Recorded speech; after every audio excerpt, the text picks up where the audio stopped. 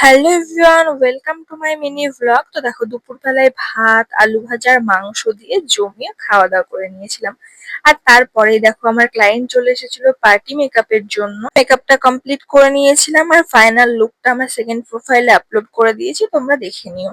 আর তোমরা যারা বিয়েতে বা পার্টি মেকআপের জন্য আমার কাছে সাজতে চাইছো বা আমার নেক্সট ব্যাচে জয়েন করতে চাইছো, তারা কিন্তু কন্ট্যাক্ট করে নিও। আমার নেক্সট ব্যাচ কিন্তু খুব তাড়াতাড়ি স্টার্ট হতে চলেছে।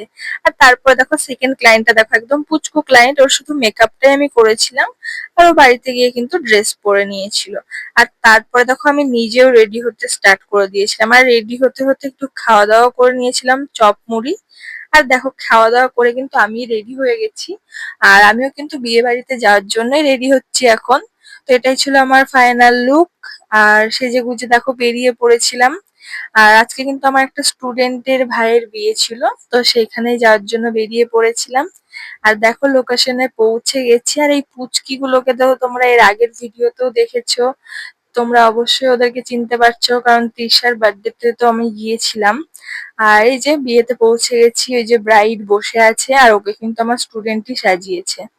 তারপরে ওখান থেকে দাঁড়িয়ে কয়েকটা ফটো ভিডিও তুলে স্টল থেকে কিন্তু পকোড়া আর ফুচকা খেয়ে নিয়েছিলাম। আর তারপরে খেতে বসে পড়েছিলাম। আর এখানে একটা স্পেশাল জিনিস ছিল, যেটা হলো এখানকার মেনু কার্ডটা।